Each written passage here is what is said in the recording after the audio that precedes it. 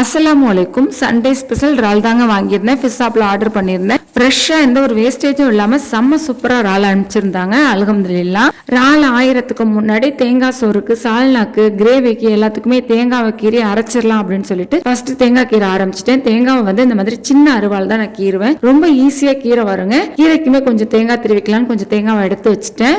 மீதி தேங்காயுமே கீரி அரைச்சிட்டு தேங்காய் பால் புழிஞ்சு தேங்காய் சோறை தாளிச்சு விட்டுட்டு சால்னாவை கூட்டி சால்னாவை தாளிச்சு விட்டுட்டு கீரை ஆஞ்சி வச்சுட்டு கிரேவிக்கு தேவையான வெங்காயம் தக்காளி எல்லாமே அரைச்சி வச்சுட்டு பசங்களுமே லீவ்ல இருந்ததுனால ஜூஸ் கேட்டாங்க. அவங்களுக்குமே ஜூஸ் கலக்கி கொடுத்துட்டு இறால் ஆய போயிட்டாங்க. அல்ஹம்துலில்லாஹ் சிறப்பா இறால் ஆஞ்சிட்டு எல்லாமே ரெடி பண்ணி வச்சிருந்தனால சமையல் ஈஸியா முடிச்சாச்சு. அல்ஹம்துலில்லாஹ்.